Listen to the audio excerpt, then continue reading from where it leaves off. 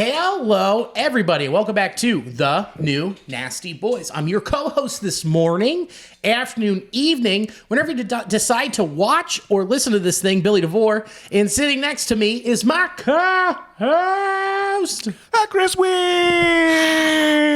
What's up, Nasty Nation?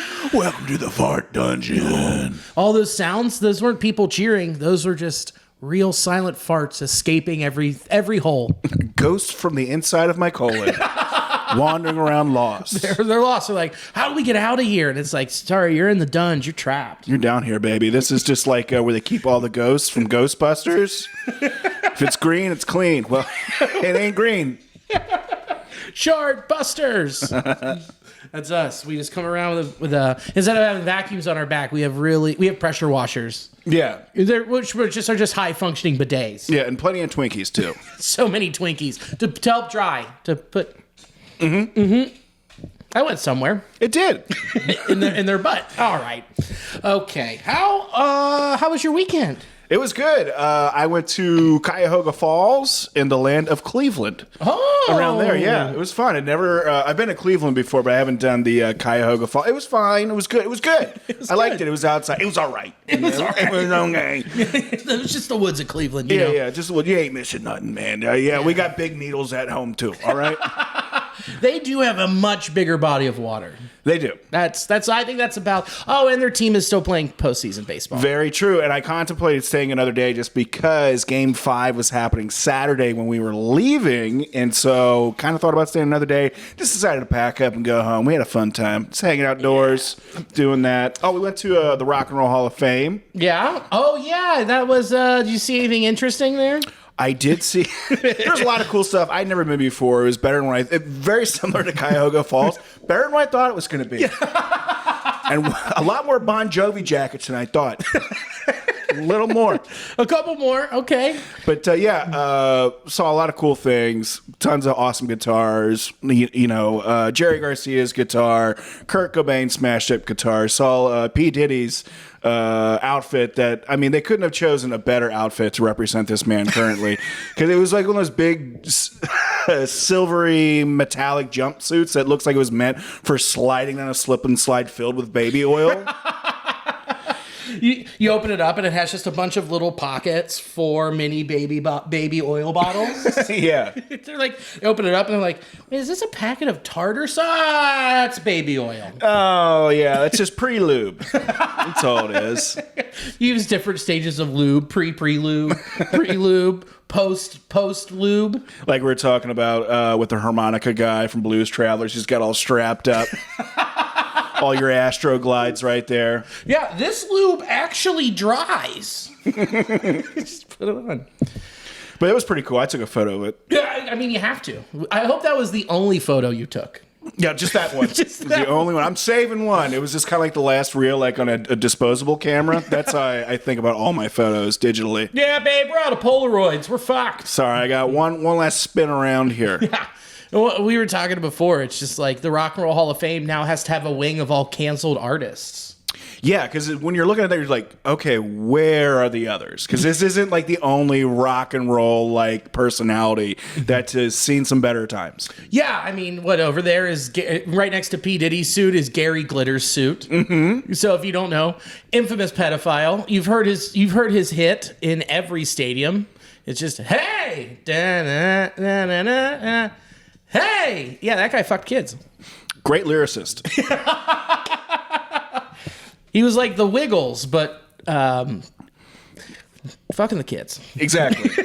Perfect analogy. Thanks, man. I was really working on it. He's like Wiggles, except he was really for the kids. He was for the kids. He was wiggling for the kids, not for the moms. Yeah, but there has to be a wing of just like canceled artists that no longer can be on display. Yeah, Michael Jackson's suit for his monkey, which it turns out wasn't for the monkey, and it was for the kids. Yeah, just hanging around. Yeah, it even said like, what was it, Macaulay Culkin on the back there on the tag? It had Macaulay's name and then scratched out, then another kid's name, and then that was scratched out, then Gary Coleman, and then that was scratched out. It was a really long tag. Wasn't a tag more of a scroll? Just like, oh my God, can we use this in the case? No. Oh, it's dry clean only. This seems a bit much. Yeah, well, that was super fun. I had a good time doing that, but I do want to see a look at the discontinued wing. Discontinued wing. Artists no longer welcome in public. Yeah, it's like Eric Clapton. It's like, this is the blanket where my baby fell out. Yeah, this is the straw I was holding. Well, I should have been watching my kid. Shoulda, coulda, woulda, you know? I didn't know this. I didn't see that he came out. He's like a Trump dude.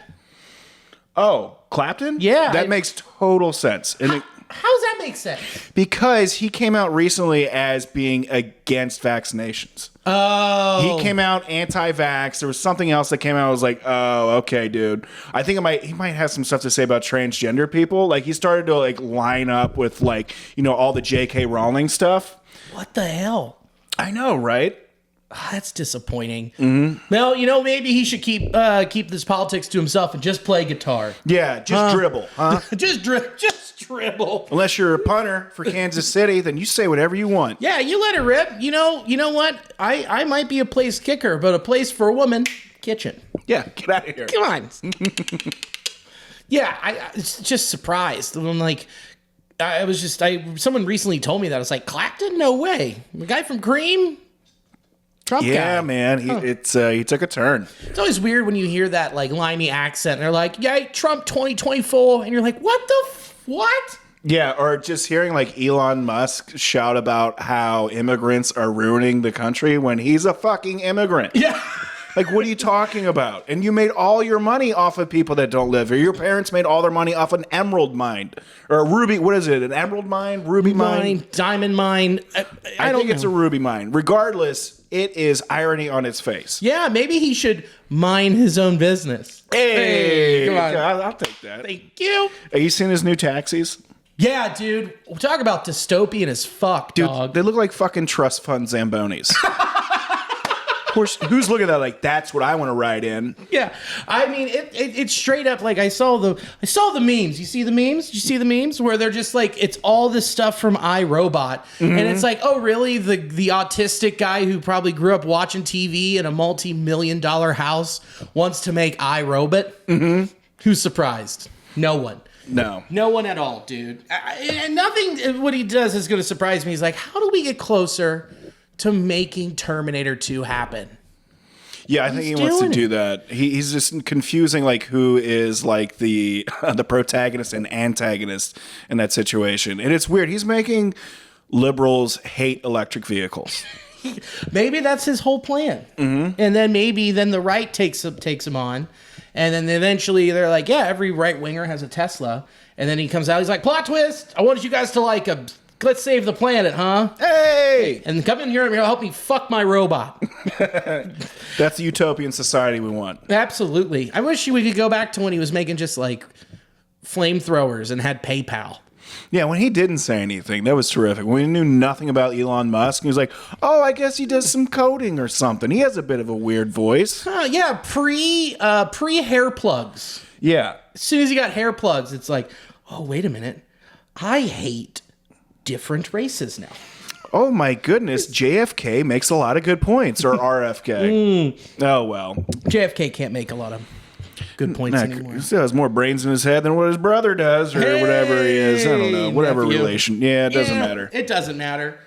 It does not matter. But dude, it's like why?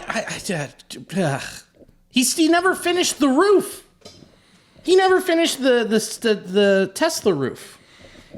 Did you see that? I didn't know that. Where it's a great idea, and then he's just got all these different projects he's never finished because he has ADD, I guess. Where it was like each individual shingle on the house would have been like fully rechargeable, and it powers your house. Oh, cool. And it sustains like all the weather environments and all that shit. Well, he probably had to like talk a big game plan, in order to get like maybe some government subsidies, and then once he gets them, he's like, I'm not going to do that. Yeah, Come on, I got the money. It's all good. Yeah, let's just perfect this fuckbot. Yeah, that's exactly what it is. God. All right, well that went off the rails pretty quick. So, rock and roll. We went from the Rock and Roll Hall of Fame to we hopped around. So I would have stayed in Cleveland. I would have gone to Game 5. I think you probably would have. I think we're just looking to kind of get out of there and get home like on a Saturday as opposed to a Sunday. I think that just seemed pretty tantalizing. So we passed, but we watched Game 4 in a Mexican restaurant, which is pretty cool. Yeah, that's where you watch Guardians games. Exactly. I mean, it's just us and pretty much the staff, and then one regular that clearly was way too drunk, and people don't like him there, and he doesn't realize it. Most of the people who are too drunk to handle themselves don't care. I never heard Gringo mumbled so many times in that half hour when that guy came in. Oh, it was so funny. That's wonderful. Cuyahoga Falls. Is that near Berea then? That's where Alicia went to school. I'm not entirely sure where Berea is. What was the Mexican restaurant called? It was probably called like La Cantina. It was just like within walking distance to the hotel. We walked to all of our places to eat, essentially. Walked to Longhorns that was there. Okay. There was a Mexican restaurant, and there was a sub place, which was really good, and they have a few other locations. I need to remember what it is because there's one, I think, in Clifton around here, and I really want to try it. Oh my God. It's originally based in New York, and it was like an El Salazar or something like that. I can't quite remember, but they had some. The sub I had was really good. I know what you're talking. DeBella's. Is that it? I'd have to see the sign, but that might be it. Okay, because I think this is what we're talking about, and they do have excellent subs. That's it. Yeah, DeBella's fucks. DeBella's makes the best subs. Oh, it was great, man. Yeah, they're very, very, very, very, very good. Their bread is fantastic. Oh yeah, I love it. Yeah, we can just go on and on about deli sandwiches and how Boar's Head has been tricking us for years and giving us bad meats, and we're all going to die. Just like the people in the plant that they have. Yeah, exactly. We're all getting mold. That's what happens when you roll back regulations. But my goodness. That's what the people came here to hear about. That's right. This isn't a baseball podcast. My weekend was good. Friday, I watched baseball on my couch and had some people over, drank some beers. Saturday, had my 2 shows in Loveland at the Loveland Return of the Loveland Frogman Festival. Ribbit. And we hopped from bar to bar, do our sets. Come on. It was so fun. Was this the first time they've done like a comedy thing for Loveland? Yeah, and dude, it was just like, it felt like mini brouhaha. Oh, lovely. I know, where it's just all of our buds. We all are like, where are you? Okay, you're at this one. I'm at this one. Then you're at that one? Okay, cool. What time? Okay, we're all at 8 and 9 o'clock. All right, we'll rotate. Just let me know how your set goes. And we like pass each other on the street. And you're like, how'd it go? They're like, really good. And then like, how'd it go over there? And they're like, they were a little tight or whatever. And then you just go to your other spot. It's fun. Adults walk around with like beer tickets and cheersing, and you're outside a lot of time. And dude, Loveland's Adora. So there's just people in the street drinking. Just like, hey, I saw you, real funny. And they're like, great, thanks. And you just sneak into the bar before they say anything to you because you got to get ready for the next show. But dude, it was an absolute blast. The city of Loveland put it on. And they're like, we're going to do this again. I was like, you better, because this was great. Nice, man. I really missed Bruja, and I'm glad that there could be something to fill somewhat of that void there. So, outdoor comedy. There's been a lot of bad outdoor comedy, but some of it, when it's done right, it's so heartwarming. Well, it was nice. It was all indoors. So just walking around to different like establishments. Like, one was at a wine bar. One was like in this apartment complex in their rec room. Ooh. That was also a wine bar. Some were like I performed in a train car that was attached to a pizza place. That also had a wine bar. Billy, you just kept drinking wine out of a Coke can wherever you went. They got a wine bar. Yeah, it was a BYOW. They're like, no, it's not. I'm like, shut up. No, you brought barefoot and a Diet Coke again. But like... Well, oh my God. So the train car, I get up and the first joke I make is, this show's really going off the rails. And I hold it and I fucking lean into it. I made Ian Squints almost relapse. Oh, really? That bad? Or like... He was like, I told him I was going to say it. He's like, please don't. Please do not. I mean, this has already been a tough one for me because it's such a beautiful night out. And I really want a beer. And Mark Shalif and I are like, go, get a beer. Yeah. Go off the rails. Go off the rails. And so we're egging him on. He comes back with a beer. We're like, do we do it? And Mark and I were getting ready to high five. And he was like, no, it's an NA. And I was like, coward. Idiot. So then I went and I said the off the rails thing. And he had another show where he's like, I just performed in a train car. And the guy said the show was going off the rails and I haven't drank in 2 years. I think this is when I relapse. And I was like, yeah! Loved it. And then he jumped off the train. He jumped off the train head first. But he was saved by a frog man. Yes, he was. He was jumping off that train and then he realized there were 2 web footprints behind him. Yeah. Catching him the whole time. Yeah, it says, don't you ever think of evolution again. It stops with the frog standing up. Yeah, no salamanders walked. There's a frogman, clearly. Clearly. Me and my family. Dude, so that was super fun. And then I also got I got my watch strap in the mail from Cincy Strap Co. Shout out to them. It's very cool. Who would have thought that watch straps need to be Cincinnati themed, but they are. And they're pretty sweet. They can make it happen. Check them out, cincystrapco.com or Cincy Strap. Do not put in Cincy Strap on. But if you do that, if you put in new Nasty Boys, you will get a 10% off discount. From Cincy Strap on. Cincy Strap on. Yeah, not strap. And their slogan, we got your back. We got your back. Oh, we got your back, we got your front. Oh, Cincy Strap on. Open up. Open up. Oh, sorry, that sneeze just reset my brain. I think you're good. Dude, I'm gonna just come out and say it. If I'm a little off, it's just this weather change, and my sinuses are fucked. My brain's fucked. I run a little slower. I've got just all of the congestion. He's seeping over here, ladies and gents. Seeped, dude. It's fully seeped. So. I normally don't get hit until like spring. I'll get walloped. I got to take Claritin. Otherwise, I'm sneezing the entire time, and my eyes are just like extremely itchy. That's the only time I get it pretty bad. Fuck you. I get it. Yeah, constantly. Fuck you. All the time. Spring, and then like a hard summer rain. I get it again. Fall, the leaves are falling onto the ground, and they're crumpling up and getting into my nostrils. Oh my God. Just causing my face to swell. I'm congested. And then, and I get like pain behind my eyes, in my temples, and in my cheeks. And then, then all this snot, and I get it all out. Then I have just diarrhea the whole time. Why do I live here? Man, I don't think the diarrhea is related, but it is because of this drainage. Oh, okay. All just seeps on out of there. That's fine. That's fine. Not the steady diet of cheese conies. Yeah, man, that's rough, man. You're allergic to like pollen, rain, any sort of like even Simon and Garfunkel, any like sort of thing like that. It's just anything pleasant. Anything Simon and Garfunkel. Yeah. Yeah, I'm allergic to Kodachrome. Yeah. That's tough. Can't handle that. My hands break out. There's a bridge over troubled water right now. It's pretty heavy, so look out. Yeah, I can't be around any Robinsons, including the missus. It's bullshit. See, this is how you can tell I'm running slow. It's good. We'd have a lot more to talk about if, we're talking about postseason baseball, clearly.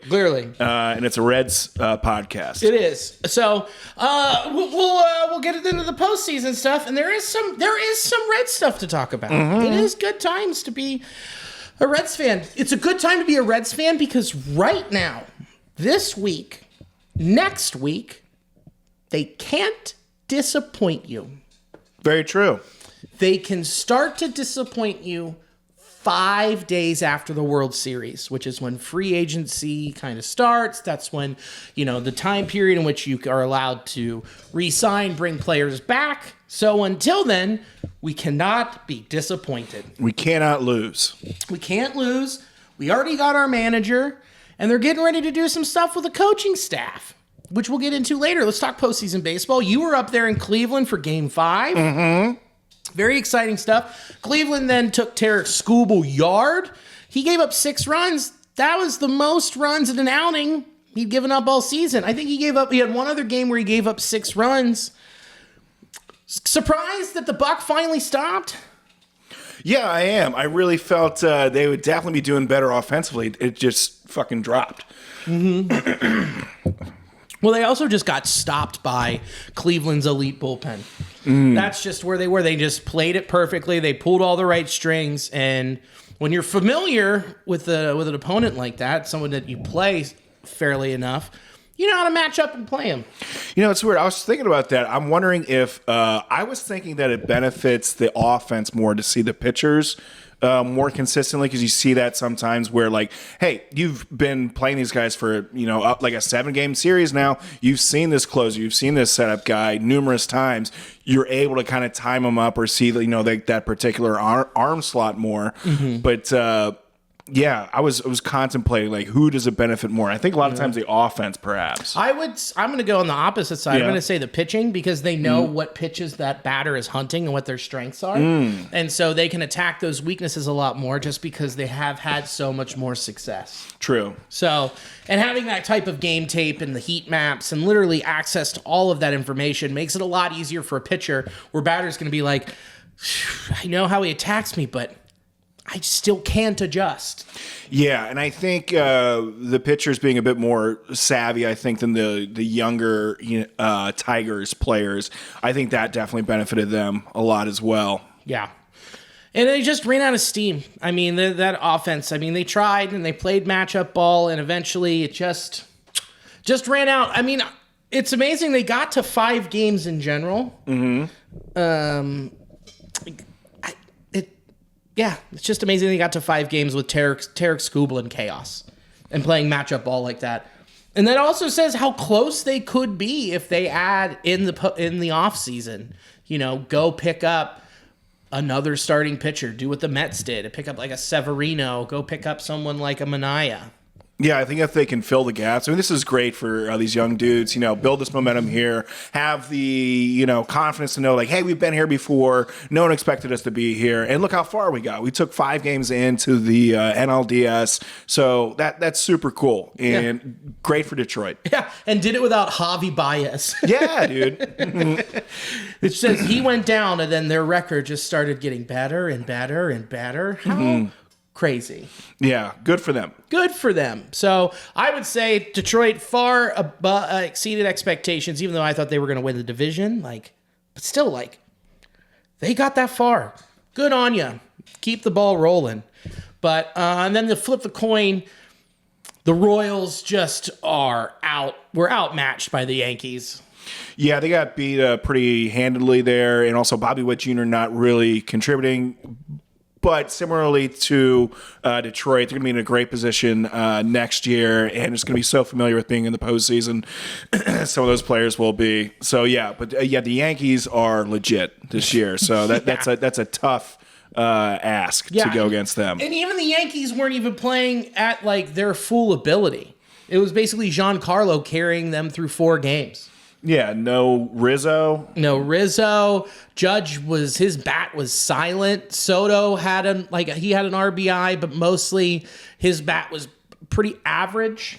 Wasn't taking over the series, which you expect him to do after they had the layoff. You expect him to come back and get hot, which he did tonight. He hit his first Yankees dong. Oh, my brain. It's all good. He almost had another one, too. Yeah. And Judge tonight. It's just a little cold. A little cold, New York. So, we'll transition. Right now, we're looking at it's top 7, Yankees 4, Guards 1. I expect the Yankees to roll here.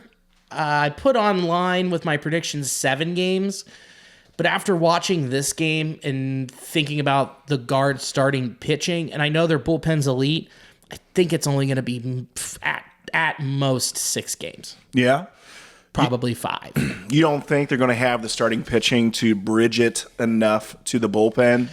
Because that seems to be the game plan if you're the Guards, is get it to the bullpen as quickly as possible. Yeah, well, if you can get 5 and then get to the pen. No, I just think it's I think it's 5. I think I'm going to stick with 5. I just think because their lineups, the Yankees lineup is too deep. And then say the Yankees get into some trouble where they're down 5-0, their lineup's long enough to slug out of it, right? Yeah. And then they can have their bullpen come in and hold it down. The Guards, if they go down 5-0, they potentially could slug their way out of it, but they aren't as deep as the Yankees. So there's only I see one path for how the Guards win. With the Yankees, I see 3 different ways that they can win. Yeah, the Yankees have to not be playing up to their, average ability, and the Guards have to be on their A game, So, yeah, I would agree with you. It's going to be difficult for the Guards to try to overcome the juggernauts that are the Yankees. Yeah, but I will say Vogt is a better manager than Aaron Boone, and he can pull those right strings at the right time, whereas Aaron Boone has so many options that if he fucks it up, the talent that he has can bail him out. Does that make sense? It can hide. It can launder the mistakes that, Aaron Boone might be making. Also, too, I think sometimes if you have so much at your disposal as a manager, again, novice opinion here, but the hardest decision is to not make a decision. And when you have all these different mechanisms that you can push and pull around, sometimes just kind of got to let it coast and trust the athletes. Yes. And Boone has not been good at that in his tenure in New York. I think if Boone if he loses to the Guards this series, he's done. I would say so. It's a tough spot to be in if you are in a position of being a Yankees manager, Dodgers, any of the higher markets, because they aren't expecting you just to go above 500. They want you to go deep into the playoffs. Yeah, and he's had a lot of opportunities. He's knocked on the doors. He's been knocking at the door. I get the whole thing in 2017 with the Astros, and then you look and there's multiple times where they've gone. They've gotten to the ALCS and then they run into the Astros. The Astros have their number. It's not the case this year. It's a division that the Yankees are known for just teabagging the shit out of. Yeah, there definitely seems to be a big path for the Yankees just to be the big bullies. Yeah, I was watching the pregame show on Fox for the NLCS, and A-Rod said, this is the easiest pathway to the World Series in the past 20 years. And I don't disagree. That is a pretty lofty statement, and also coming from A-Rod, right? Yeah, King of Balco. Yeah, I mean, it's super easy. It's not like back in the day. All you had to do is just get a couple shots in your ass. Hang out in a club in Miami. That's what we had to do. Yeah, threaten people's lives if they were going to come forward and say that I was using. Yeah, hire a mob just to storm outside a court hearing. Yeah, no big deal. Just date J-Lo and fuck it up. I mean, it's not that hard. It's all good. Go to some blindfolded parties. We're going to hear some stuff about A-Rod at P. Diddy parties. We're going to have to. I'm going to put that out there. I don't doubt it. But here's the thing. He's dodged scandal his entire career. He really has. Except getting caught with it in his system, which could have been even more than what we know. Really? But I agree, man. We'll find some. I wonder if J-Lo comes forward. She's like, yeah, dude, I was at those parties. Want to take a seat? Here we go. Yeah, I wanted to leave early. He wanted to stay. Also, take a seat. Wait. Get behind and watch me take a seat. It's really cool. Yeah. Like with a semi. Yeah. Yeah, dude, it's just insane. But I do think that they're going to steamroll. I mean, the result tonight, unless somehow, some way they magically come back, it's not going to happen. I don't see it in the cards. And then you got the NLDS that we had happen. We had the Mets steamroll, who we both picked to win the World Series, the Philadelphia Phillies. Those bats just disappeared, huh? They did, and the Mets still have that just kind of magical potion going on. It's been kissed with this, the baseball gods right now. It just seems that they're the one that has all this momentum when no one really expected them. I mean, granted, they spent a lot of money, but early on this season, you aren't expecting them to be in the playoffs at all. And just seeing how they're coming together and just having these big at bats, Francisco Lindor being the MVP for that team. Huh. Hey, a glass fell underneath. It's all good. I don't think anything broke. But Francisco Lindor is amazing. I just love watching that and just seeing all these other players just step up. Brandon Nimmo playing through plantar fasciitis is insane. Having a great postseason as well. Mark Vientos, all of these dudes where you're thinking man, if the Mets put it together, all of these guys have to play to the best of their ability. And they did this year.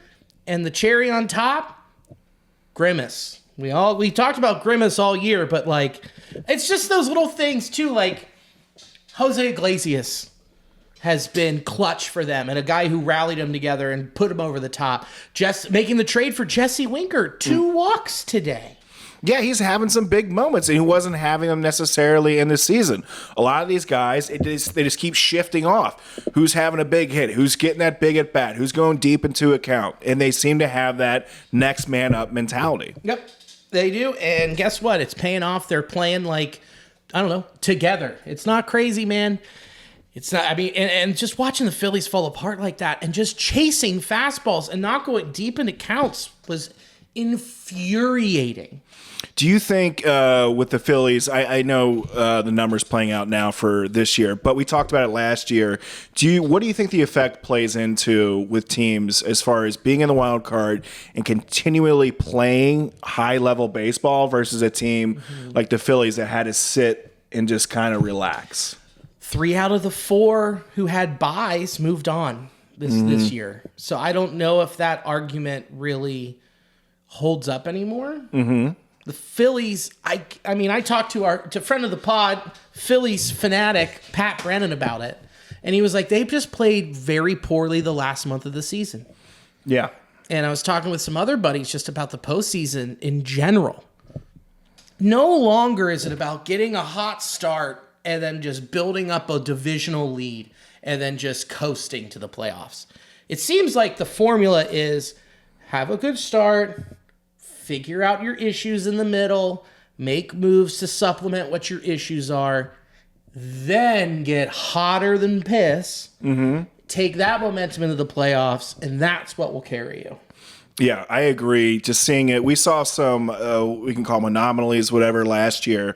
But yeah, 3 of the 4 did have buys.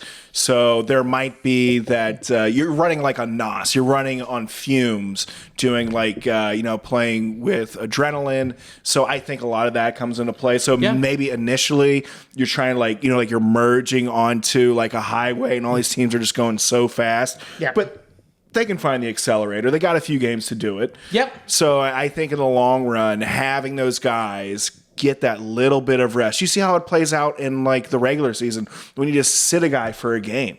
It just means the world of difference, especially to a pitching staff. Oh yeah, I mean, look at what it did for the Yankees. I mean, they were a little rusty coming out the gate, but they took care of business. They lost one more game, took care of business. Guards went 5. And the Dodgers went 5. But those were all very evenly matched, in my opinion. But the thing is, it's like the Mets, they hadn't been home since September 9th and played a home game until the NLDS. That galvanizes you, dude. Talk about building team chemistry. Yeah, man, you're together. You feel like you're this core unit traveling around. And so, yeah, not playing at home, that can sharpen teams. Yeah, that you're in it. You're in the shit together. Come on, brother, pick me up because I'll pick you up later. That kind of thing. Yeah. It doesn't matter. Like, that's how you build some chemistry right there. And that Giancarlo Stanton ripping one. Dude, he is having a postseason, letting everyone know I'm back and I'm worth every penny. Check me out. I'm about to become a Yankees postseason legend in 2024. He might be, man. I don't doubt it, dude. The thing is he's never lost the ability. It's just his body's betrayed him in a long 162. He's healthy. His bat speed never decreased. His barrel percentage never decreased, and neither did his swing speed. It was just his body being able to let him do what Giancarlo Stanton does. And he's 35. Guess what? Now it's like, that's talking about hitting the accelerator. He's doing it right now. Yeah, and he seems pretty chill doing it too. He's a guy, he's looking at the play, he's like, oh, this guy's going to do some damage. This guy's going to fuck shit up. Oh, Judge, he's not hitting the postseason. He's not doing anything. I got you covered. I've been here before. We're going to do this. Yeah, that's all right. And just talking about like the amount of players that are just superstars for the Yankees that you have to face. Think about the pitching that, okay, say you focus so much energy on Judge. If you have a successful, outing with him and you make your pitches, you are taxed after that. And just like, it just makes, I know it's, things stacking players around your superstars, but just a comment on that, like how difficult it is to constantly be draining yourself with concentration with all these players. It's got to be just a nightmare. Yeah. I mean, Giancarlo just took him yard, right? And then it's like, cool, I got to face all-star Jazz Chisholm Jr. Shit. Like, it's just depth on depth. And them getting Rizzo back. I mean, even though he's playing with broken fingers, he's 1 for 1 with 2 walks so far in this game.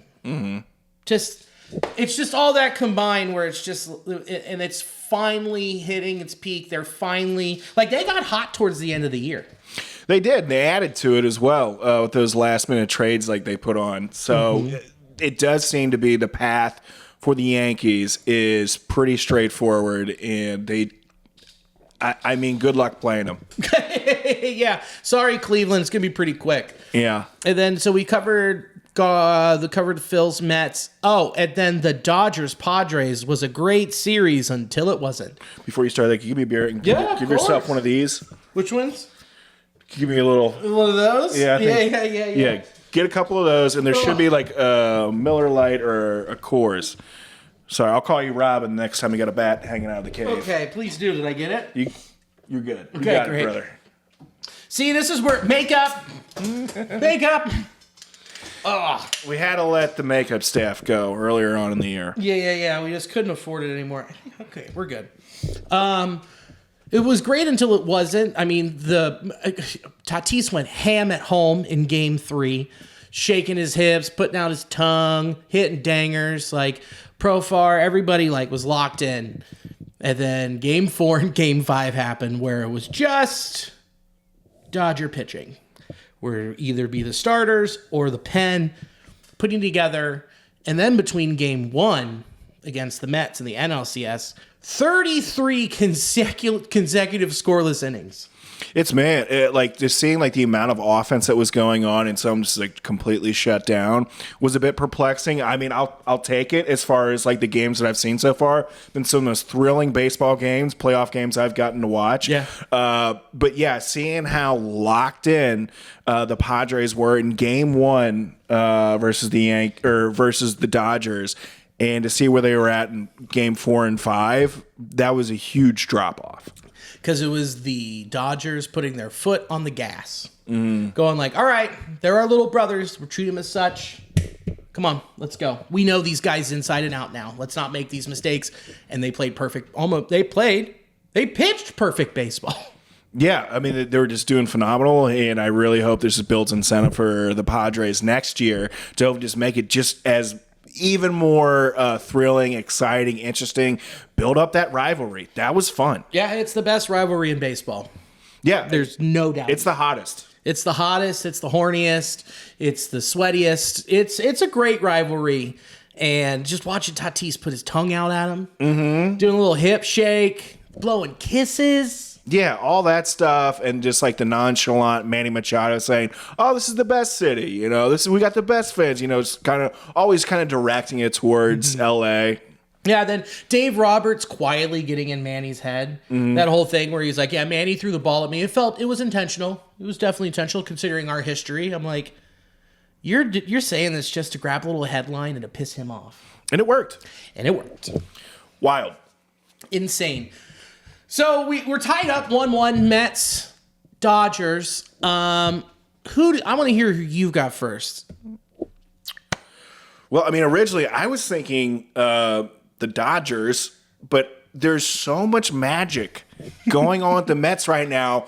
I just had that gut feeling of like, if I bet against them, I'm betting against the baseball gods right now. It just seems like they have hands on their shoulders, angel wings.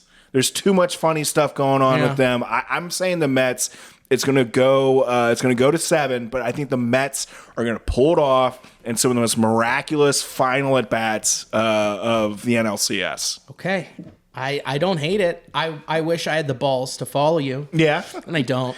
Okay, that's fine. Yeah, I got neutered by Grimace, so I'm just a smooth patch down here. And he made it purple, but. Yeah, that's cool, man. It's really cool. Yeah, I'm going to go with the Dodgers. I think that they have too much firepower and their lineup is too long. As clutch as the Mets have been, dude, You still got to face Ohtani. Mookie's getting hot. Freddie Freeman's playing on one leg and still hitting doubles. Yeah. Max Muncy woke up today and hit a bomb. You just keep going down. Kike Hernandez. Yeah, he's been stepping up. And postseason Kike is so fun. Keeps it loose. He's like, hey, are we live? Yeah, how do we do this? We play like we don't give a fuck. Just a 12-year-old. Yeah. Are we live? I'm going to say it. I'm going to do it, dude. Fuck, man. Do you know how cool that is? Did you guys hear it? I said it. He said it. Oh, yeah. Shohei, you got my fine? You need me to call the guy that's in Japan? Okay. Yeah. I'll call your bookie for it. Yeah, I watched that live. That was pretty funny. It was so good. Just a child. Just a big child. What are you going to do? No, nothing. Fine him. That's all you're going to do. Yeah. And then you're going to print a bunch of T-shirts with that saying on it. Yeah, all the kids that were up, on the East Coast, past 11:30, heard fuck. Yeah. Or whatever it was. Or a very drunk me on the couch. Oh, what the hell? Are they saying that he was in the base path? Oh, good. It's Luke Weaver on the mound. Interesting. Now I want him to fail. It's been fun seeing a lot of the former Reds play. Yeah, dude. You've got Wink. Like today, it was Winker. And then on deck was Jose Iglesias. That's rad. I mean, Iglesias' story arc is just so fun to watch. The remix came out on Friday. Oh, for real? Yeah, Pitbull. Yeah? With him, yeah. No way. Oh my God. It's so good with Pitbull. Oh, so cool. It's great. So shout out to him. Have I told you my Jose Iglesias story? No. Oh, dude.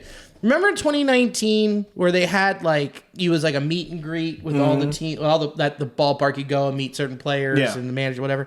So I'm there. We walk the field. We go up to the club area and we get our picture with Jose Iglesias.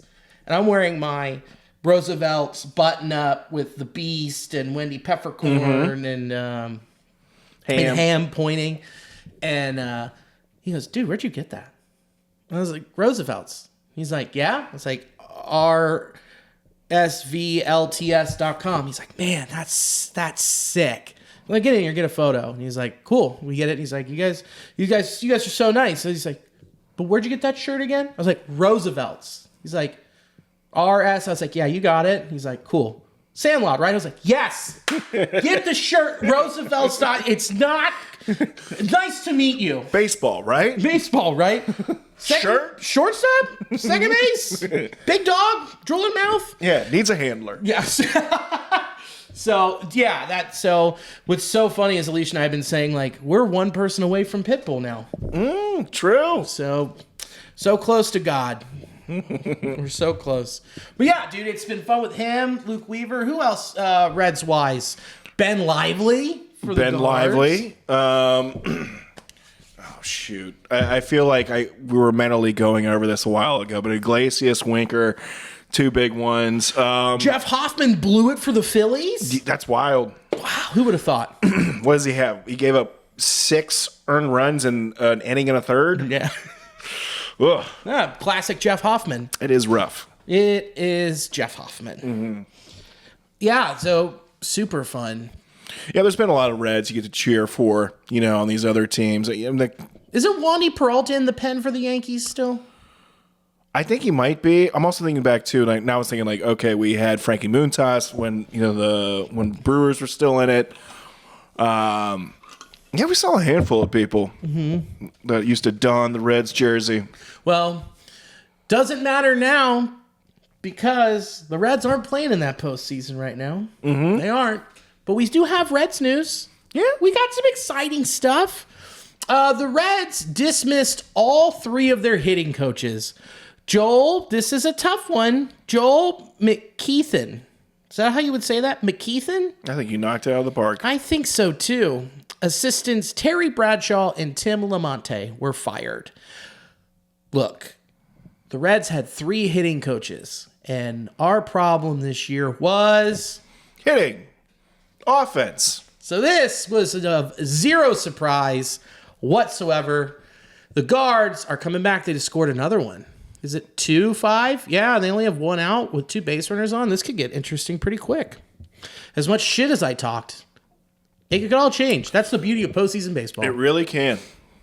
So What Nick Kroll said about firing them was, we need to make more contact, take better at-bats. You want line drive hitters in this ballpark because line drives are going to go out of this ballpark. I want hitters to have the approach that you can use the whole field and hit line drives and take good at-bats. That's more important to us than power, especially in this ballpark. Can't argue with it. Can't argue. And we got, like we said, DJ's back. And he also said, we'll be keeping some guys. We're just not there yet. So they're filling out that staff pretty quickly. And they got some time. They got a couple more weeks before they can just start going after free agents. So take a little bit of your time. What do you think about that philosophy of line drives? And they're going to go out of the park. Getting contact, this whole philosophy. I think it was just a pretty basic statement for him just to essentially say, here's the floor of what we are having here. These are the expectations we have, which it's just very general stuff. So I'm not saying that Kroll is going to be giving out specific hitting pointers. I think just at a bare minimum, he's able to evaluate, the performance that the coaches had, at least from the hitting standpoint. Yeah. You're saying he's not going to go down there like George Costanza? No, it's all physics. It's all physics. We won the World Series in 6. We didn't make the postseason in 0. Just hacking and missing. Yeah, I mean, I think I don't have a problem with what he said here. None of it is incorrect. I just think he's just putting a flat statement essentially out there saying like, hey, we fell well below expectations and maybe we didn't establish expectations. Yeah. So more contact and better at bats, essentially. Yeah, I just hope this isn't a signal for what they are going to do this postseason. This off season, which they're saying, oh yeah, we're looking for line drive hitters, which means they aren't going to pay for real power. Oh, I think they might get for more of like a utility or a guy that's just he's an athlete. The guy they're going to go we're going to go pay for doubles and hope they turn into homers. Yeah, that's not good. That's not good. I hope that isn't a philosophy, because if it is, this list I made totally fucked. Mm-hmm. But I don't know if that's the case. I mean, a lot of people came out and have said very blanket, boring statements along these lines. That's what I'm chalking it up to. Yeah, I mean, the Mariners said the same thing last year. They're like, we need to change our philosophy. We want more contact. We want line drive guys. And then they went and made all these moves for what they thought were contact guys and line drive guys. And then they just turned out to lead the league in strikeouts again. So yeah, you can say all this stuff and you can put your eggs in a contact basket, but it's more fun to put them in the homer basket. I like it. I like that because that's how you score runs. At least one of them from a swing of a bat. So yeah. I don't know. I hope it's just a very no frills statement. And that's always been what Kroll has said. But then they went out and signed Jeimer Candelario last year. Yeah, it was pretty unexpected. So hopefully we have something somewhat similar, but a bit more of a better purchasing. Yeah, from what we did with Candelario. But he fits in that philosophy that he said. Yeah, he does, and I think they were trying Well, they hoped. Yeah, they hoped, and they're trying to bank on him being able to perform at his highest, even though he was coming off some injuries and a bad year, and it just didn't really pan out that way. So I'm hoping that they can get more of a traditional home run hitter, at least one guy that has a pronounced big bat, very pronounced. Yeah, big swinging. That's what they need in this ballpark. Exactly. So instead of hoping that doubles become homers, pay for homers that can become more homers. Yeah, man, and we already got some guys that are great line drive double hitters, so maybe let's pad that a bit and get some other guys that can fill in those areas that we didn't have, which was the homers category. Homers, which I actually have a guy that I put on this, that's not on this list, I think would make a good trade candidate. But before we get into that, we got some boys down in the fall league. McLain's homered, tripled, been Matt McLain. Edwin Arroyo he got on base today. He's slapping it around, and CES is swinging a hot stick. Connor Phillips went out and pitched 4 innings, struck out 7, rebuilding his repertoire, rebuilding his confidence, getting that head cleared out there, which it's easy to do in the desert. Mm-hmm. That dry air cleans out your nostrils. I gotta go. I'm going to the desert. I'm over this. We'll get you out there, brother, in Colorado too, man. Oh. It's great. Sign that me elevation will do you some wonders. It truly does. Why do I live here? So with the big thing here is Matt McLain out there playing, swinging a hot stick. They're putting him at second. They're putting him at third. They're putting him in left. They're putting him in right. Putting him in center. Does that worry you at all after coming off of shoulder surgery like this? I don't like the idea of them moving him around. There's a few guys that, yeah, you can have that thought of like this is a utility guy, but Matt McLain's not one of them. No. Yeah, he could, but why would you? I think when you're checking your boxes, like, okay, we don't have to worry about this position. We don't have to worry about this thing. Your second base, that's locked up. That's Matt McLain. Right? Shortstop. You don't got to worry about that. That's Ellie. That's locked up. I don't like the idea of us trying to finagle and move things around when it already fits. Yes. There's places and pieces that are already locked in. I don't like us doing that. I understand maybe for some reasons, like, hey, something wild happens. Maybe let's get you some reps in outfield. Okay, I understand that. But I don't like this being something where, like, hey, let's try to maneuver him to outfield because we want to keep India's bat in, so have him play second. No, that is a non-starter. No, I totally agree. He has too much talent at second to even fathom the idea in the bigs for this. And who would you be trying to make room for specifically? Unless there's like some big trade coming in, or you're trying to get like a Arroyo a spot in the in the field. No, they're way too young for that. He's not far along. I think that what they said is they have him playing other places so that other players can get reps. Younger players instead of him coming back from rehab. Right. They're like doing that. Here's one thing that I have been hearing, and I couldn't agree less with it. So my one take that everyone needs to chill the fuck out on is saying that the Reds need to sign a third baseman. Get the fuck out of here. Yeah, our corners are pretty hot right now. They're pretty filled, and we still got some younger guys coming up through the system that kind of already play third. Yeah, that could do it. Novi Marte, look, his season was not great. His bat was starting to look better, but you give him time. He's going down the Dominican. He's playing in winter ball. Let him get his confidence back. Let him get a full season down there after figuring some stuff out without being allowed to be around the facility for the first half of the season and spring training. Yeah, let this 22-year-old grow a little bit. He did show a lot of promise. There was some, great points where you see like, oh, kid's got great hands. He's, can hit the ball pretty well. He just needs to get the reps, get the discipline, get, the experience in there. So, yeah, I'd love to see him have a full, off season to prepare and a spring training to get ready for the bigs as opposed to just like, you're in it. There you go. Come on. We need you to play here because everyone's hurt. Yeah. All so right. I'm not writing that guy off. We were all really high on him the past 2 seasons. So let's see how he develops. And we still got some more, bullets in the chamber coming up. You know who else can play third? Jammer Candelario. You know who else can play third? Jonathan India. He did it in college. Ty France. First base. Okay. Spencer Steer. Also played third base. I mean, there's so many options that you already have that you can rotate in and out that you don't need to waste the free agent money and the roster spot on bringing in another corner infielder.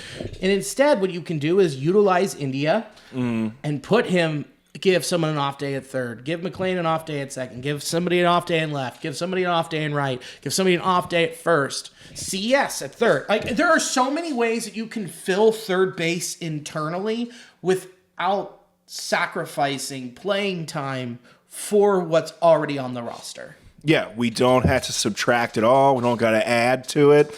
And it's not diminishing any returns as far as the offense that we'd be putting out there.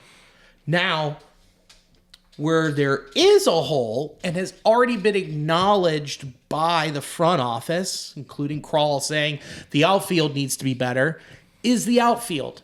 Your right field spot is where a lot of your power is supposed to come from, and it didn't happen this year. So, how do you fix it? You can trade for somebody, or you can sign these 3 free agents in order: Anthony Santander, Teoscar Hernandez, and Tyler O'Neill. And if you want to get crazy, you know who you could go trade for? I do know. Who? Juan Soto. Oh, no, you can't go trade for him because he's going to be a free agent next year. Oh. You know who you can go trade for? No. Brent Rooker? Is that the guy you're trying to? Nick Castellanos. Oh, that would be pretty crazy. He's not going to come to Cincinnati. He wouldn't have a choice. Oh, okay. Well, yeah. He would get traded for with 2 years left on his deal or 1 year left on his deal. I think he's got maybe 1 or 2. But a guy who loved hitting here and liked playing here, and the Phillies are fed up with his malarkey, especially the fan base. They don't like him anymore? No, we should. You want me to call Pat? Yeah, they're over him. Even though he had a really good. Is that Rizzo hitting a bomb? No, that's Stan. That was just barely. That was about 5 feet short. No, they're over him because he's so inconsistent. So he was hot all of 2021. Yeah, he looked great. He looked great. So why not make that move? But anyway, yeah, we should have signed Juan Soto. We should sign Juan Soto. We should. That's what we should be doing here. It's that easy. Sign one of the best players ever. Yeah. Let's go out there, sign him to a 13-year, $543 million deal. And what's so hard about it? That's not hard. That's not crazy. We figured it out. Yeah, $500 million. Just call him. I mean, him and Ellie are pretty good friends, aren't they? Probably. Ellie's a cool guy. I mean, if you're going to spend $500 million, might as well use it on Juan Soto. And, since Cincinnati, big market, we can afford to do that. Straight on over. Yeah, our TV deal's fine. We're good. We're flush with cash. Yeah, it's totally not falling apart. No, it's not falling apart at the seams. Come on. Okay. What do you think of those guys that I listed? I really like, and just seeing, just speaking about Teoscar Hernandez doing really well, I think he'd be a great fit. You got some numbers breaking down here. But the 3 names that you threw out, if any of those guys came over, I would be tickled. Tickled pink, right? Yeah. Let's start with the last option. The guy, it's like, oh man, we didn't get those first 2, but we got this guy. We got Tyler O'Neill. Holy cow. This guy hit 31 home runs last year. 15 against right-handed pitching, 16 against left-handed pitching. He does hit better against lefties. This was last season. 313, 430, 750, 1.180 OPS. That's pretty awesome. Do you know whose bat that would be replacing if you had a platoon? You can put him out there and right. It would definitely take out Fraley or Benson. Well, they wouldn't play against the lefty anyway. Takes out Stuart Fairchild. Oh, yeah. Well, imagine that production. You are increasing your production tenfold. Even though he did have, I think it was most hits with runners in scoring position against left-handed pitching. Some asinine dumb stat. But that's home runs. That would also be, I think it would translate to 33 home runs if he played his home games at Great American Ballpark. Yeah, it'd lead the team already. Isn't that insane? Yeah, that's amazing. And this is our third option. Oh my goodness, bro! Billy. Third option. His barrel percentage last year in the 98th percentile, hard hit percentage in the 90th percentile, and bat speed in the 90th percentile. So which means he hits it go far. Yeah, those are line drives that will translate to home runs. That is what I'm talking about. Great point. Here's something fun. Against right-handed pitching last year, he had 10 doubles. Against left-handed pitching, 8 doubles. Well. So what we're saying is he hits it, it's either it's a single, a double, or it's a homer. Gotta love it. And not so great, though. A real big problem. 33.6% strikeout rate in the 2 percentile. He has a 34.1% whiff rate, which puts him in the 5th percentile in those categories, which is something that is always a red flag when you have someone like Ellie De La Cruz in your lineup. Yeah, we already have some guys that have a big swing and whiff situation going on right now. So, yeah, I would like to see a guy that has a bit more contact, although a lot of these numbers here are extremely impressive. And don't get me wrong, if we put him out in right field immediate upgrade from the other guys that we normally have play there. Yep. And especially one, I love the guy to death. I love Jake Fraley. But you are increasing your arm strength tenfold. He's in the 82nd percentile with an average throw of 89.4 miles per hour in right field. That's an arm. Mm-hmm. That's what that position was missing defensively. Yeah, missing an arm and definitely the bat. But, I mean, more specifically, talking about defense, right? We didn't feel like we had a guy that, Benson could throw it pretty good. But Benson has a hose. Yeah, but it just seemed like it was always a struggle out in right field. Yeah, and the big thing is power production. It's a power position. And if you're not getting it, and I mean, look, I love Jake Fraley. He had a lot of contact. His power is starting to come back after having that infection and then just slowly coming back. But do you want to take that next step? Absolutely. This is where you start. Also, I wouldn't be mad if they brought him in to be a rotational bench piece. It's a lot that you're paying for a bench piece. And that's something the Yankees would do, not the Reds. So, number 2 on our list, more I'm looking at it, the more I'm making this, I'm thinking 1A, 1B. Okay. 1B is Teoscar Hernandez. Boy, howdy, what a regular season. 272, 340, 501 slug, OPS of 840, 33 homers, 99 ribs. Give me that. Love it, man. He would be the best offensive producer on the team. Yeah. Again, another guy taking the cake. And you slide this in with what Spencer Steer did last year, and we thought it was a good year, not a great year from Spence, not a complete year from Spence, and with what Ellie did. Yeah, man, you surround these numbers with, 91 RBIs that Steer had right around there, broke 90s. Ellie, going to be shooting to the moon here. Love all the stuff that he's doing, but wrap some other heavy numbers around these guys, and those things will just start to expand and just get better and bigger. A full healthy year from TJ Antone, a full healthy year from Matt McLain, and then you throw this bat in where he was in the 94th percentile in barrel percentage with 14.9%, the hard hit percentage of 81 in the 81st percentile with 46.8. Come on. And he's not a young dude. He's not an old fella either. I mean, was he 31? It's not. He's 31. But yeah, he's playing in the playoffs right now, and that's something else that we don't have currently with this, concoction of guys. Is that we don't have that playoff experience. No, he did it with the Blue Jays. He did it with the Mariners. And now he's doing it with the Dodgers. He checks multiple boxes for me. A lot of boxes. Bring him in. Also, arm strength, 70th percentile, 87.5 miles per hour. That is still an improvement in the position in that department, where Jake Fraley since 2022 was the second most ran on right fielder in all of baseball. Sorry, 2023. I apologize. Make that a little shorter, make it accurate. So you are then increasing where you have a defensive liability, which is another problem that this team had last year. Yeah, and especially too when you saw so many of these numbers play out, how many plays at the plate that we saw were just missed them. God. But here's the flaw in his game. 34% whiff rate, 28.8% K rate, puts him in the 10th percentile in K rate, 7th percentile in whiff rate. A lot of swing and miss. You don't like to see that. You don't. One number I would like to point out, though, 154. That's how many games he played this year. And with what we were talking about mostly of being one of the bigger issues is the injuries, give me a guy that can be on the field for 150 plus games.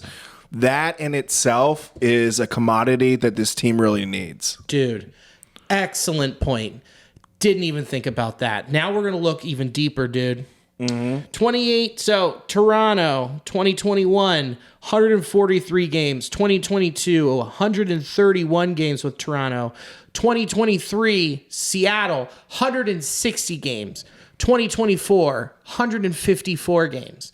He never played less than, when he was playing full time, he never played less than 125 games. That's great.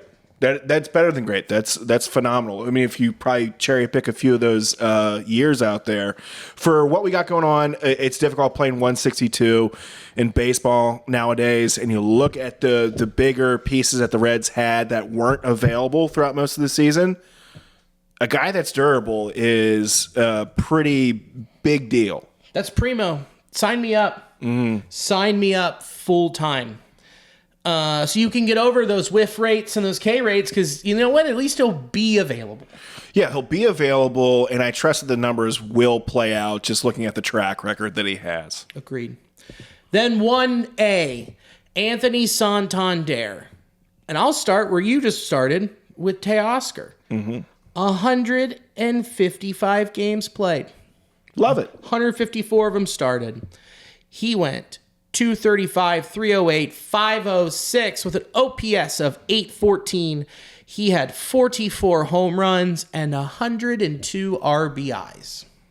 Great. He would lead all the stats. Yeah, he would. RBIs, home runs. He's bringing it in. He's one of those guys that, again, when you isolate some things and think, oh, this swing and miss rate, I don't really care for that. Or maybe strikes out too much.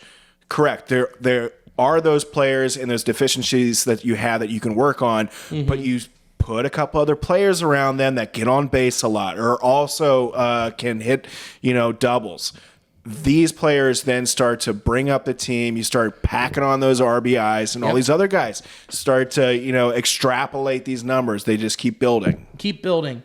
You know what's really great about this guy that Nick Kroll probably absolutely loves, and that Terry Francona is gonna love? I was so close to saying David Bell's gonna love, and I was like, it'll take a minute. No, we got T-Money, dude.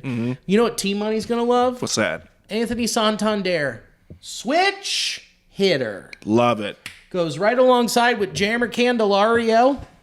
And Ellie De La Cruz. You can have 3 switch hitters deployed in your lineup. That's great, man. That works well for like the composition of this team. Yep. Athletic and chaos. And has fucking power. Power. Dude, he had 44 home runs playing in Camden. If he played all of his home games at Great American Ballpark, he would have had 48 homers. Jeez, man. Think about that on the team that they had last year.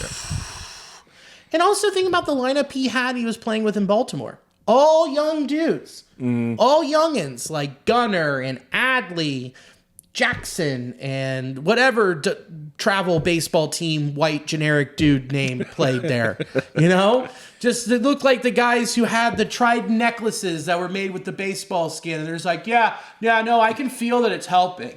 Yeah, the magnetic bracelets. Oh, dude. Polo on top of polo. Dude, that is the Orioles to a T. So, so then you bring him in here with a lot of the guys with some flair. Boy, he's going to have fun. He's going to hit more bombs.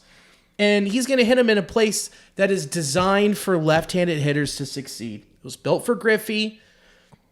Joey made it his own, and now it's time for Santander to rip holes into the river.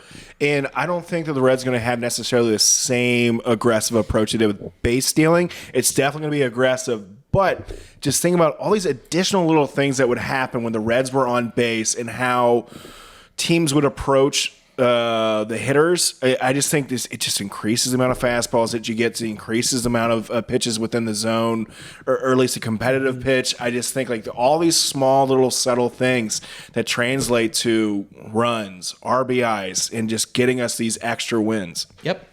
One other thing to think about too, he turns 30 in like 4 days. So he's just turning 30. 68th percentile in arm strength at 87.1. Still a massive upgrade at the position. Now, why I say this is 1A and Teoscar's 1B. Whiff percentage in the 76th percentile with 20%. K percentage in the 66th percentile with 19.4. This guy hits bombs and is smart at the plate. Yeah, that's good. That's a combination now that you don't typically see. No, and when we went through with those other 2 dudes, man, we're looking and we're like, a lot of selling out to try and get some power. his power comes to him. And it's not as sensual when you look at it. Like the barrel percentage, he's in the 79th percentile, 11.7%. He's a little bit above average in hard hit percentage, the 60th percentile and 69th percentile. Nice. In bat speed at 73.1%. But it's like, I really like those whiff rates. I really like that K rate. And the walk rate, 8.7%, a little bit above average. So it's a guy who hit 41 homers, who doesn't strike out and walks sometimes. I dig that so much. And I think reflecting back on the size of the ballpark, if you can spray it around and keep a bat going at GABP, a lot of stuff can happen. Yeah.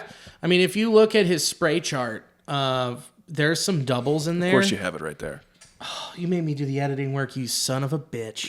It's right here. Oh, I thought you did the hand thing. Oh, no, I didn't. Oh, okay. There's a few that are like hitting the walls at Camden that you're like, all right, those could be homers. So I'm just excited. I think that I honestly think that they know this is a problem and that they will spend in this area. It just depends on what they're willing to spend. Yeah. And for me, it's not my money. It's definitely not your money, right? Not anymore. Not your money, not my money. So I'm gonna sign a guy instead of trading for one.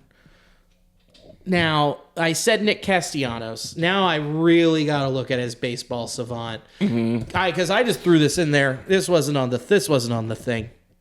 Nick Cass. Okay, pulling up the baseball savant. It is loading.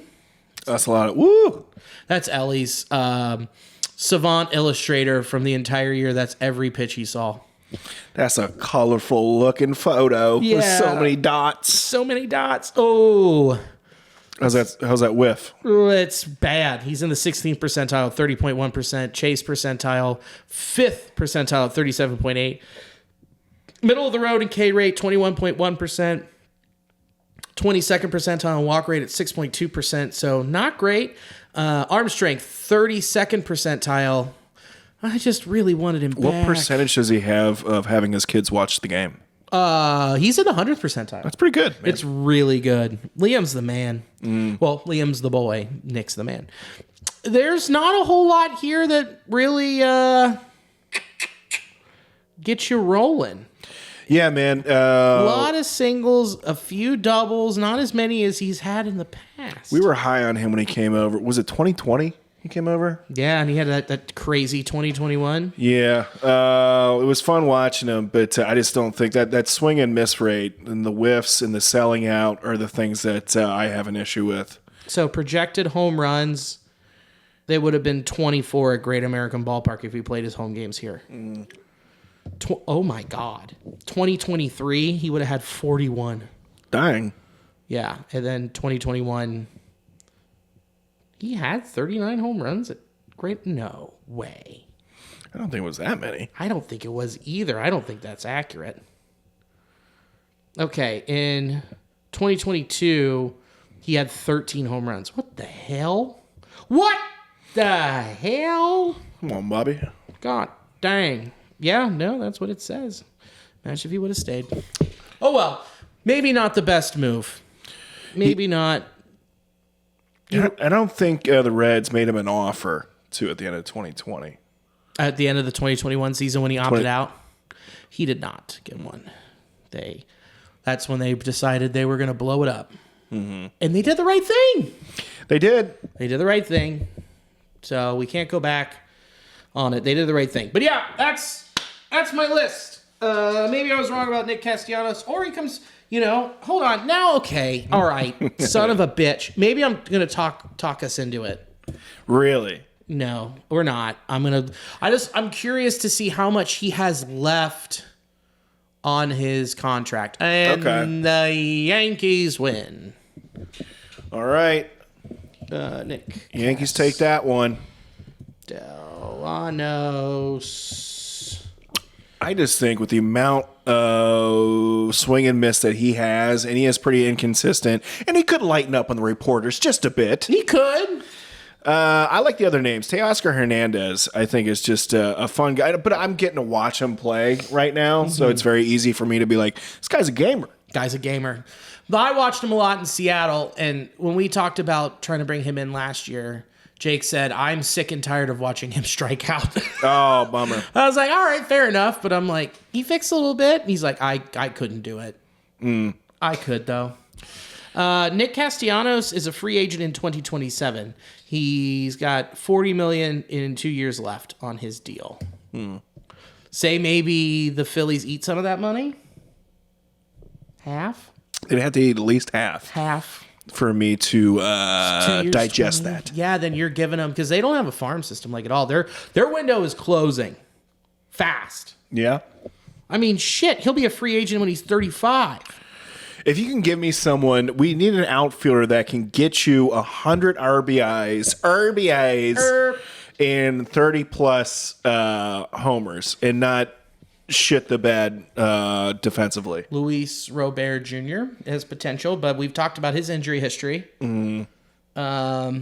Trade wise, man, you're really gonna have to dig. What if the Reds did something absolutely fucking heinous and said, Colorado, if you eat most of the money, we'll take Chris Bryant off your hands? Oh, really? Dude, what if they did something absolutely heinous like that, though? For real. If they did some maneuver to where you can guarantee you aren't breaking the bank to get the numbers that you need offensively, I'll take any name. If you can guarantee me they can put up at the end of the year, put in enough games to get the RBIs and offensive numbers, I don't care who it is. Yeah. But, I mean, of course, there's guys that I want to avoid the big swing and miss guys. I don't want to have that. Yeah. But we do need to have the guys that are more geared towards hitting the doubles, hitting the home runs. Eating the dogs. Yeah, I'm with you. I get the power. But Chris Bryant said he's like, dude, I regret signing in Colorado. I wish I would have done more research. Really? Oh, yeah. So he's unhappy. He's been hurt, not questioning his character or anything, but it's all guaranteed. He could waive his no trade. I mean, if we think that he can still be productive. That ball player's still in there. And it's not like I'm asking much I'm not asking a 37-year-old to be like, well, you got some more hits left in that bat. This guy's like, Chris Bryant is, okay, he'll be 33. He'll be in his age 33 season. He signed through his age 36 season. And he's got whatever 27 is times 4 left on his deal. No full trade clause. I mean, they could eat. You're eating most. You're going to eat. That's 53. So he's got $106 million left on that. If you can get the Rockies to eat $53 million of that, I might take that chance. That's a big ask, but I mean, I don't doubt that it would be a resurgence for him, and at least I feel mentally he would feel a bit rejuvenated coming to a different city, closer to Chicago, where he once played. Yeah. I don't know. I'm just throwing out something. Oh, I like it. I like that you're throwing some tricky stuff out there. Yeah, it's me, tricky boy. Really tricky boy. Tricky. Well, all right, let's get that. We can't. We'll do more speculating next week at a different position. And if I think of people throughout the week, I will make that list. Yeah. I'll have a trade list next week. How does that sound? That sounds good. And we could talk more maybe about Matt McLain, shuffling some other guys around, talk about how much sense that does or doesn't make. Yeah. Because I see that a lot popping up on the socials, and I know I have some strong opinions about it, as well as you guys probably do. I know Billy and I do. We have opinions. That's why we do this. Man, dude, it's our favorite time of year. We get to speculate. Got a lot to do besides watch Reds baseball. Oh, God, yeah, we do. We just get to speculate about 2025 Reds baseball and how we would make it our own, and how we would do it, and how they should do it. But let's round third and head for home, shall we? Yeah. Hit me, Daddy. This Wednesday, I will be at a winery, I think in Milford area. If there's a winery out in Milford, I'll be there. Okay. Also, Friday, I believe, I will be at Commonwealth Sanctuary. I will be wearing a wig, judging things, and then a show Thursday that I think Billy would like to talk about. Yeah, Thursday, come to High Grain Brewing in Brentwood. It's going to be Chris Weir. We have Joe Shelby. We have your headliner, Carl Spaeth. And then David. Fuck. Why do I feel like an asshole? David, he does the Full Spin podcast. John. David. Jesus Christ. I know, I don't have Why my phone. am I blanking? Yeah, I know. We're like friends with him and stuff. We'll edit this out. No, we won't. I'm fucking leaving it. It's not like he watches a baseball podcast. Yeah, true. Yeah, guy hosts a music podcast. You think he knows anything about baseball? Starts with this. So, whatever. I was going to make it a reel. Now it's not. Anyway, whatever. Come to the show on Thursday. Dude, the ticket's $20, which you're like, that's crazy. But your first beer, they buy it for you.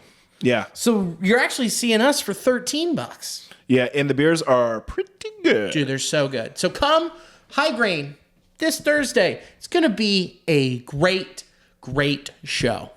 Show's at 8 o'clock. Doors open at 7. Come eat before, too. Their food slaps. They have this Korean corn dog that they serve with kimchi.